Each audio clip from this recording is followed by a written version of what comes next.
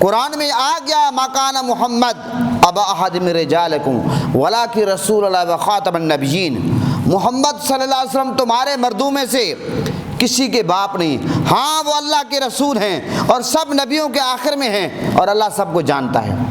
ہمارے بزرگوں نے عقیدہ ختم نبوت کے حوالے سے، عقیدہ ختم نبوت کی حفاظت کے لیے کیا کیا کام کیے۔ بزرگوں کی آپ دانشمندی دیکھیں، بزرگوں کو سوچ دیکھیں، بزرگوں کی فکر آپ دیکھیں۔ آپ ختم شریف پڑھتے نہیں پڑھتے؟ تو ختم شریف میں آپ یہ آیات پڑھتے نہیں پڑھتے؟ ما کان محمد ابا احد من رجالکم ولکن رسول اللہ و خاتم النبیین، پڑھتے نہیں پڑھتے؟ مجھے آپ یہ بتائیں ہمارے بزرگوں نے کیوں یہ چیز شامل کی؟ اس لیے یہ چیز شامل کی قرآن کے آیات ختم شریف میں کہ تاکہ ہمارے بچے، بوڑھے، بزرگوں، مردوں، خواتین کو سب کو یہ آیات ختم نبوت والی یاد ہو جائے۔ ختم نبوت کی آیات یاد ہونے کا مطلب یہ ہے کہ عقیدہ ختم نبوت کو یاد رکھیں کہ میرے آقا آخری نبی ہیں۔ اب اگر آپ دیہاتوں میں ختم پڑھیں، اگر کوئی بندہ کو مولوی صاحب ڈنڈی مارے یہ آیات نہ پڑھے، وہ جو پرانے بزرگ ہیں بے شک وہ ان پڑھ ہیں، کچھ بھی نہیں پڑھے ہوئے، وہ کیا کہتے ہیں؟ کہتے ہیں کہ آپ نے وہ چومنے والی آیات نہیں پڑھی، کہتے ہیں کہ آپ نے چومنے والی آیات نہیں پڑھی تو ختم تو مکمل نہ ہوا۔ تو پتہ چلا تو ہمارا تو اس وقت تک ختم بھی مکمل نہیں ہوتا۔ بزرگوں کے ایصال ثواب کے لیے جو ہم پڑھتے ہیں، جب تک یہ آیات ہم نہ پڑھیں مکان محمد ابا احد من رجالکم ولکن رسول اللہ و خاتم النبیین، یہ ہمارے بزرگوں نے تربیت کی۔ جب کوئی صلاۃ و سلام کی مخالفت کرتا تھا، قربان جاؤں صلاح الدین ایوبی پر، اس نے کہا کہ اذان سے پہلے صلاۃ و سلام پڑھو۔ صلاۃ و سلام جو اذان سے پہلے پڑھتے ہیں، ہمارا عقیدہ ہے کہ یہ اذان کا حصہ نہیں ہے، اس لیے ہمارے بزرگ یہ کہتے ہیں کہ جب اذان سے 1 منٹ یا 30 سیکنڈ پہلے آپ صلاۃ و سلام پڑھیں، درمیان میں گیپ دیں۔ یہ جو اعتراض کیا جاتا ہے کہ صلاۃ و سلام کو اذان کا حصہ بنایا جا رہا ہے، وہ اعتراض ختم ہو جائے۔ بس ہم نے تو بنایا ہی نہیں ہے، لیکن جو مخالفین اعتراض کرتے ہیں تاکہ ان کو بھی جواب مل جائے، تاکہ صلاۃ و سلام جو ہم پڑھتے ہیں برکت کے لیے پڑھتے ہیں۔ یہ بات آپ سمجھ گئے؟ آپ تفسیر قرطبی اٹھا کر دیکھیں، علامہ ابن کثیر کو اٹھا کر دیکھیں، تمام نے یہی لکھا ہے کہ میرے آقا حضور نبی کریم صلی اللہ علیہ وسلم آخری نبی ہیں اس آیات کے تحت مکان محمد۔ محترم حضرات، اسی طرح آپ قرآن میں دیکھیں اللہ نے کیا فرمایا، الیوم اکملت لکم دینکم واتممت علیکم نعمتی وردیت لکم الاسلام دینا۔ میرے آقا نے فرمایا کہ آج میں نے تمہارے لیے تمہارا دین مکمل کر دیا۔ جب دین مکمل ہو گیا تو مجھے آپ یہ بتائیں، یا تو میرے آقا فرماتے کہ میں نے دین کو چھوڑا ہے، میرے بعد کوئی نبی اور آئے گا مکمل کرے گا، میرے آقا نے فرمایا میں نے مکمل کر دیا، حضور نے مکمل کر دیا۔ سمجھ گئے؟ اب کوئی شخص ڈنڈی اس معاملے میں نہیں مار سکتا۔ یاد رکھیں میرے آقا حضور نبی کریم صلی اللہ علیہ وسلم آخری نبی ہے، میرے آقا کے بعد کسی اور نبی نے نہیں آنا، یہ بات یاد رکھیں۔ اور پھر میرے آقا نے اس کی جو ایک مثال عطا فرمائی، میرے آقا نے فرمایا کہ جس طرح کوئی بندہ، میرے اور پہلے انبیاء کی مثال ایسے ہے، جس طرح کوئی بندہ کوئی بلڈنگ تعمیر کرتا ہے اور بڑی خوبصورت بلڈنگ بنا دیتا ہے، اس کو رنگ کرتا ہے، روغن کرتا ہے، خوبصورت بلڈنگ بنا دیتا ہے، لیکن اس میں ایک اینٹ کی جگہ باقی ہے۔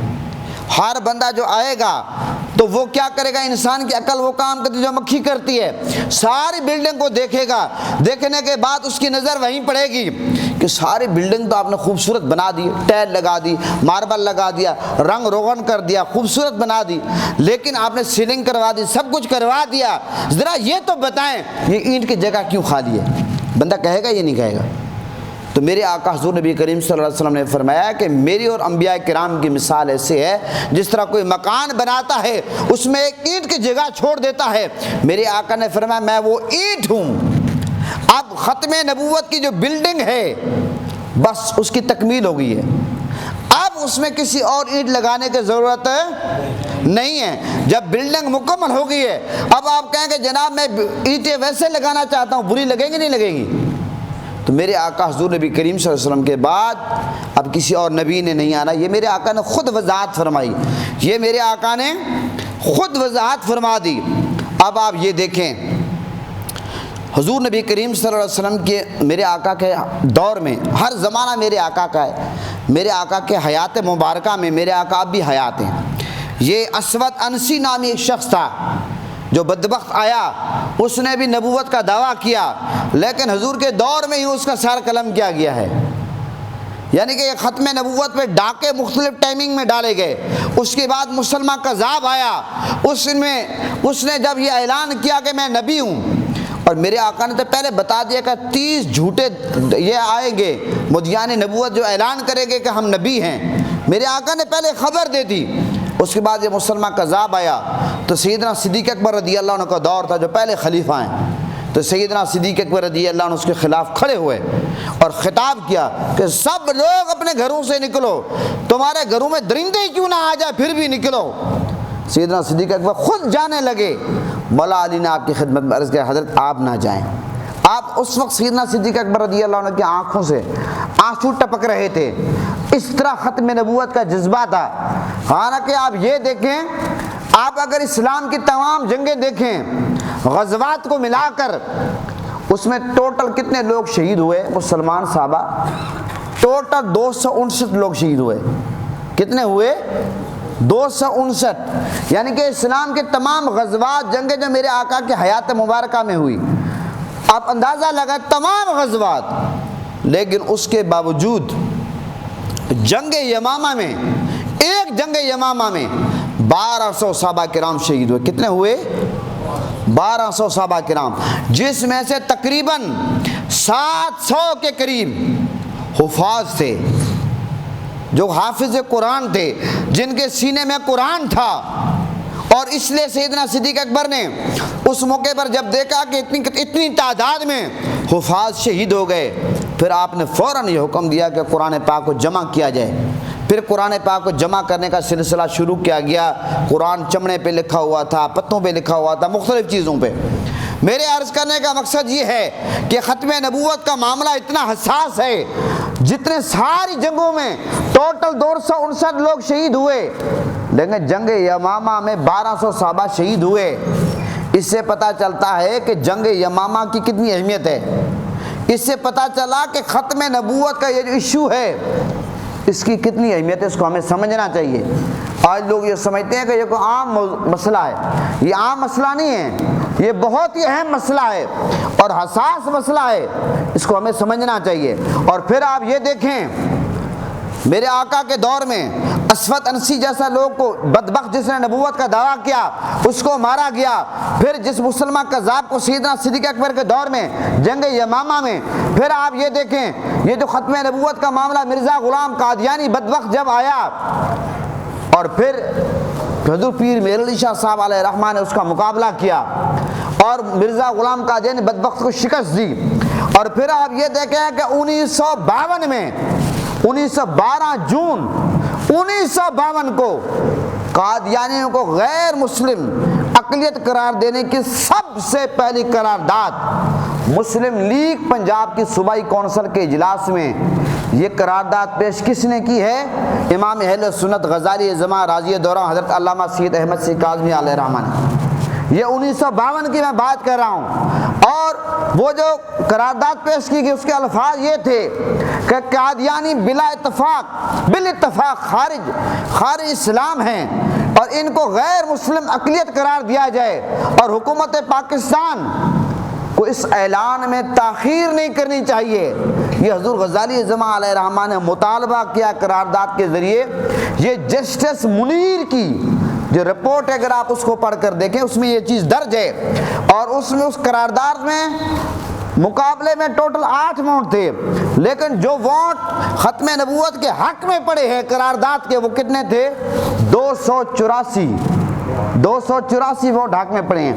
یہ بات میں کب کی کر رہا ہوں؟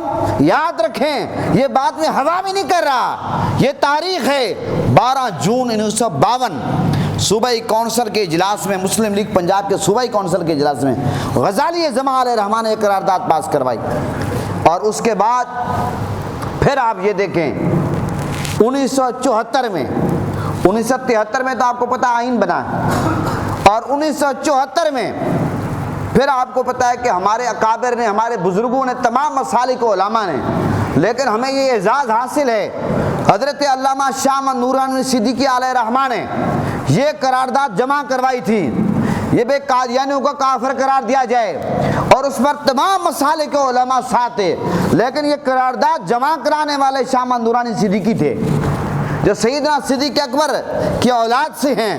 پہلے جب ختم نبوت پر ڈاکہ ڈالا گیا تو سیدنا صدیق اکبر نے مقابلہ کیا، آپ کے ہمراہ صحابہ کرام تھے، اور جب دوبارہ 1973 میں یہ قرارداد پاس ہوئی، آپ کے بیٹے روحانی بیٹے نورانی صدیقی علیہ رحمہ نے کردار ادا کیا۔ پھر آپ کو پتہ ہے کہ قادیانیوں کو قومی اسمبلی سے 1974 میں کافر قرار دیا گیا ہے، کئی دن کی بحث کے بعد۔ اب جب قادیانیوں کو کافر قرار دیا گیا ہے، مجھے آپ یہ بتائیں، اب تو اس میں کوئی شک نہیں رہا، اور یہ کافر اگر کوئی مسجد کا مولوی اعلان کر دیتا، کوئی مدرسے کا مفتی شیخ الحدیث شیخ القرآن اعلان کر دیتا، لوگ کہتے یہ تو علماء جذباتی ہیں، یہ تو پیران عظام جذباتی ہیں۔ نہیں جناب، یہ جو کافر قرار دیا گیا قادیانیوں کو، یہ پارلیمنٹ ہاؤس میں قرار دیا گیا ہے، یہ بھٹو صاحب کی اسمبلی تھی، اور بھٹو صاحب نے نورانی صاحب کو اس وقت کہا کہ بھٹو صاحب کو آپ کو پتہ ہے کہ قائل کیا گیا، پہلے بھٹو صاحب ہی نہیں مان رہے تھے، لیکن علماء نے بڑا کردار ادا کیا۔ لیکن آج علماء یہ سرے عام کہتے ہیں کہ بھٹو صاحب کی قبر میں بخشش کے لیے کی اور نیکی ہو یا نہ ہو، بھٹو صاحب کو اتنی نیکی کافی ہے کہ بھٹو صاحب وزیر اعظم تھے، ان کی حکومت میں قادیانیوں کو کافر قرار دیا گیا ہے۔ کیوں؟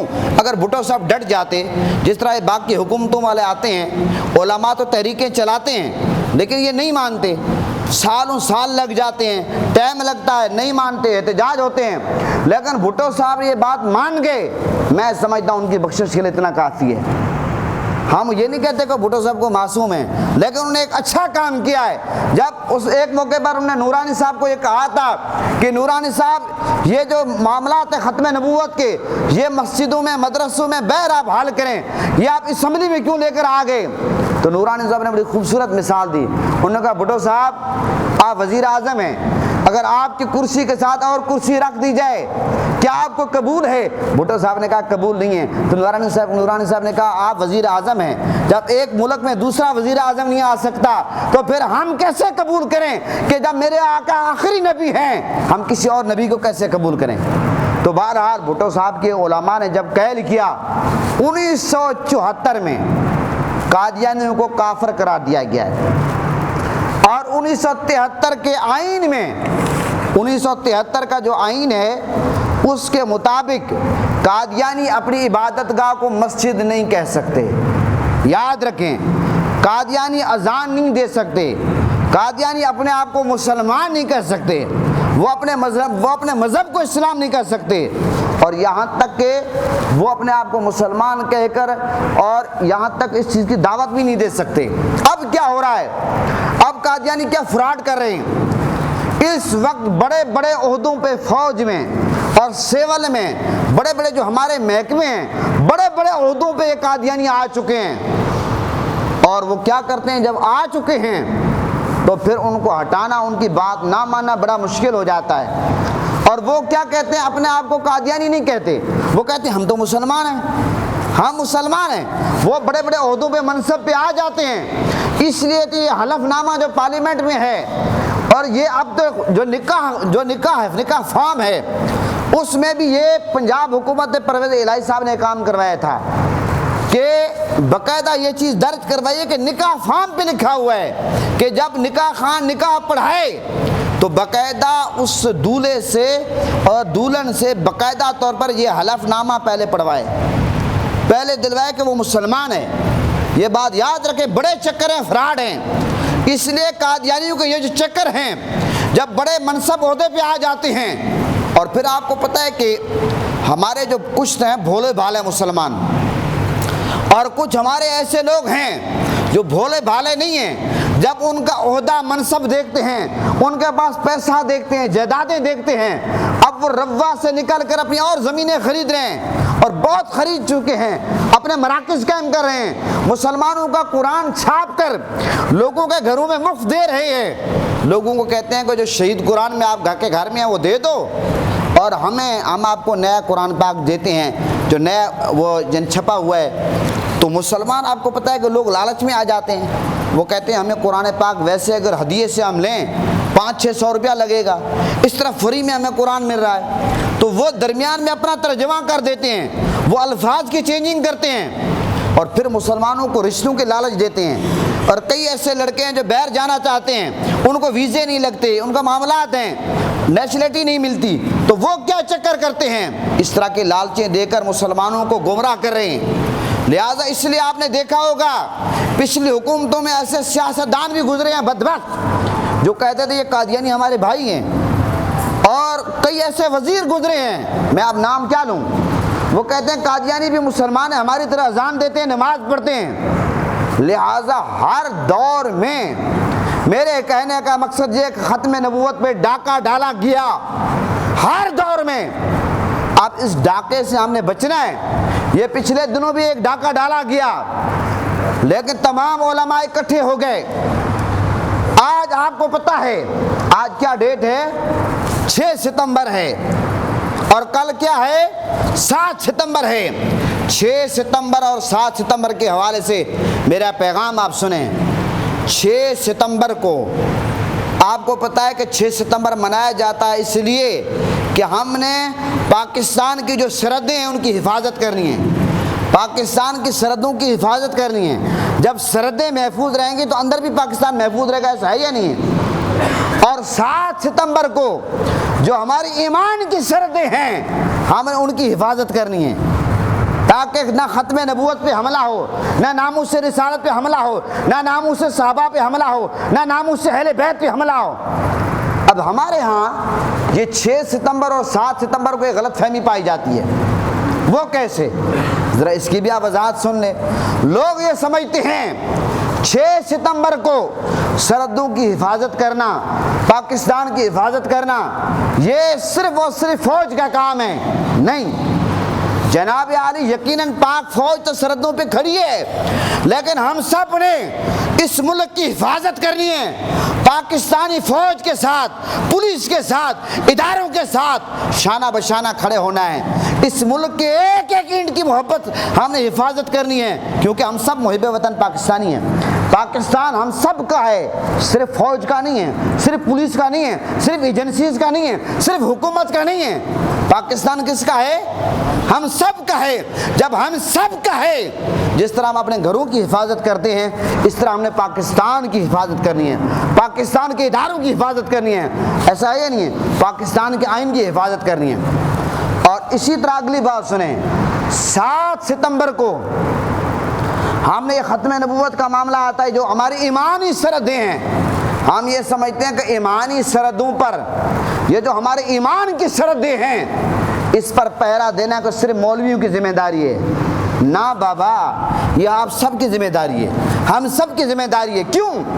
دنیا میں اگر کوئی وزیر اعظم ہے، وہ وزیر اعظم بعد میں ہے، پہلے وہ نبی پاک کے امتی ہے، ایسا ہے یا نہیں ہے؟ کوئی اگر آرمی چیف ہے، وہ آرمی چیف بعد میں ہے، پہلے وہ نبی کا امتی ہے۔ کوئی ایم این اے ہے، کوئی ایم پی ہے، کوئی سیکرٹری ہے، کوئی بھی ہو، کسی بھی منصب پہ ہو، سارے منصب بعد میں ہیں، پہلے میرے آقا کی ختم نبوت ہے اور میرے آقا کا وہ امتی ہے۔ تو پتہ چلا یہ جو لوگ یہ سمجھتے ہیں کہ ختم نبوت کی حفاظت یقیناً اللہ نے کرنی ہے، اس کے بعد لوگ کہتے ہیں یہ تو مولویوں کا معاملہ ہے۔ نہ بابا، یہ سب کی ذمہ داری ہے۔ اور یہ جو لوگ کہتے ہیں جناب یہ علماء کی فرقہ واریت ہے، علماء اکٹھے نہیں ہوتے، ارے علماء اکٹھے کب نہیں ہوئے؟ قرارداد پاکستان کا جب معاملہ آیا اس وقت علماء اکٹھے ہوئے۔ 1973 کا آئین، یہ جو آپ کہتے ہیں قرآن حدیث کے عین مطابق ہے، یہ علماء نے بنا کر دیا ہے۔ یہ 1974 میں قادیانیوں کو جب کافر قرار دیا گیا ہے، یہ علماء کا کارنامہ ہے۔ آپ کو پتہ ہے ڈینگی کا معاملہ ہو، کرونا کا معاملہ ہو، دہشت گردی کا معاملہ ہو، فرقہ ماریت کا معاملہ ہو، ہر معاملے میں علماء اکٹھے ہوئے یا نہیں ہوئے؟ اور پھر آپ یہ دیکھیں، ابھی جب ختم نبوت پہ ڈاکہ ڈالا گیا، ابھی تک فیصلہ نہیں آیا، چیمیں گوئیاں ہیں، پریشانی ہے۔ ہم چیف جسٹس سے کہتے ہیں کہ یہ فیصلے میں تاخیر نہیں ہونی چاہیے، آپ نے فیصلہ دیا تو بظاہر اچھا ہے، لیکن یہ جو فیصلے میں آپ تاخیر کر رہے ہیں یہ کوئی اچھی بات نہیں ہے، فوراً فیصلہ دیں تاکہ قوم کے اندر یہ جو ایک بے چینی ہے اس کا خاتمہ ہو۔ تو پتہ چلا کہ علماء ہر معاملے میں اکٹھے ہوئے ہیں، اور یہاں تک کہ ایک قرآن کا ترجمہ علماء نے HEC میں بیٹھ کر، میں اس میٹنگ میں الحمدللہ جاتا تھا خادم کی حیثیت سے کاظمی صاحب کے ساتھ، حضور قبلہ سید ارشد سید کاظمی شیخ الحدیث جامعہ انوار، اور تمام مسالک کے علماء نے 5-6 لوگ تھے، 3.5 سال میں قرآن کا ایک ترجمہ تیار کیا، ایک نصاب تیار کیا جو 6 سے 12ویں تک قرآن بچوں کو سکول میں پڑھایا جائے گا۔ تو میرے کہنے کا مقصد یہ ہے کہ یہ کہنا کہ علماء اکٹھے نہیں ہوتے یہ بات غلط ہے، علماء ہر معاملے میں اکٹھے ہوئے ہیں، اور یہ میرے کہنے کا مقصد ہے تمام لوگ یہ نہ سمجھے علماء کی ذمہ داری ہے، سب کی ذمہ داری ہے۔ اور یہ جو موم بتی مافیا ہے، یہ جو ڈھنڈورا پیٹتے ہیں، کہتے ہیں کہ جب باقی جو اقلیتیں ہیں ان کو آزادی سے رہنے کا حق ہے، عبادت کرنے کا حق ہے، تبلیغ کرنے کا حق ہے، تو آپ قادیانیوں کو یہ حق کیوں نہیں دیتے؟ اس موقع پر ہم ان کے ایک بات کرتے ہیں، ہم کہتے ہیں کہ پاکستان میں تمام اقلیتیں رہتی ہیں کہ نہیں رہتی؟ یہاں پر ہندو رہتے ہیں، یہاں پر مسیح رہتے ہیں، رہتے نہیں رہتے؟ وہ اقلیت ہیں، ان کو قانون نے بھی، اسلام نے بھی ان کو حقوق دیے ہیں، پاکستان کے قانون نے بھی حقوق دیے یا نہیں دیے؟ ہم نے کبھی ان کو تنگ کیا ہے؟ نہیں کرتے۔ اسی طرح یہ جو قادیانی ہیں یہ پاکستان کے قانون کو مانیں، پاکستان کی قومی اسمبلی کے فیصلے کو مانیں، اپنے آپ کو غیر مسلم تسلیم کریں۔ جب یہ غیر مسلم اپنے آپ کو تسلیم کریں گے تو یہ پھر کیا بن جائیں گے؟ اقلیت بن جائیں گے۔ پھر اقلیت، پھر ہم مطالبہ کریں گے گورنمنٹ سے کہ قادیانی اقلیت ہیں لہذا ان کو تمام حقوق دیے جائیں۔ ایسا ہے یا نہیں؟ جب وہ اپنے آپ کو اقلیت تسلیم ہی نہیں کرتے، بلکہ وہ کہتے ہیں کہ جو مرزا غلام، یہ جو غلام احمد ہے حرامی، جو اس کو نہ مانے وہ کافر ہے، بلکہ تمام قادیانیوں کے نزدیک ہم کافر ہیں۔ آپ کو پتہ ہے ان کا فتویٰ کیا ہے؟ تو مجھے آپ یہ بتائیں، جب سارے مسلمانوں کو وہ کافر کہتے ہیں اور وہ اپنے آپ کو مسلمان کہتے ہیں، پاکستان کی قومی اسمبلی میں ان کو کافر قرار دیا ہے 1974 میں 7 ستمبر کو، تو مجھے آپ یہ بتائیں پھر ہمارا قصور ہے یا ان کا قصور ہے؟ لہٰذا ہم کسی کے حقوق پر ڈاکہ نہیں ڈالتے، ہم تنگ نظر نہیں ہیں، یہاں پر تمام مذاہب کے لوگ رہتے ہیں، ہم ان کا احترام کرتے ہیں، ان کا اپنا مذہب ہے، اپنا دین ہے، لیکن یہ ہمارے مسلمانوں پر جو ڈاکہ ڈالتے ہیں، یہ ڈاکہ ڈالنا ہم کسی صورت میں قبول نہیں کریں گے، کسی بھی صورت میں ختم نبوت پر ڈاکہ ہم قبول نہیں کریں گے۔ آپ اس بات سے متفق ہیں نہیں متفق؟ تو لہٰذا یہ جو 7 ستمبر، یہ 7 ستمبر، کل جو 7 ستمبر آ رہی ہے، اس پر آپ کو پتہ ہے کیا ہے؟ یہ جو قادیانیوں کو کافر قرار دیا گیا اس کے 50 سال پورے ہو رہے ہیں، تو گولڈن جوبلی کے پروگرام ہو رہے ہیں۔ کس کے پروگرام ہو رہے ہیں؟ تھوڑا سا پتہ بھی ہو آپ لوگوں کو، میں کل بھی گیا ہوں سپر مارکیٹ میں، ہوٹل میں پروگرام تھا، تو کل پھر 7 ستمبر کل پھر پروگرام ہوں گے۔ تو گولڈن جوبلی منائی جا رہی ہے کہ اللہ تعالیٰ نے اتنی بڑی فتح دی ہے مسلمانوں کو کہ پارلیمنٹ میں ان کو کافر قرار دیا ہے، تو اس کے 50 سال، نصف صدی پوری ہو گئی ہے۔ تو گولڈن جوبلی کے طور پر کل پورے ملک میں، لیاقت باغ میں بھی تحریک لبیک والے پروگرام کریں گے، I8 میں پروگرام ہوگا، ضیاء العلوم والے پروگرام کریں گے، ہمارے ملتان میں پروگرام ہوں گے، یعنی کہ پورے پاکستان میں تمام مسالک کے لوگ یہ پروگرام کریں گے، گولڈن جوبلی منائیں گے۔ آپ جہاں جہاں قریب ہوں گے آپ نے ان پروگراموں میں شرکت کرنی ہے، ختم نبوت کے پروگرام میں۔ تو بہرحال یہ میں نے آج ختم نبوت کے حوالے سے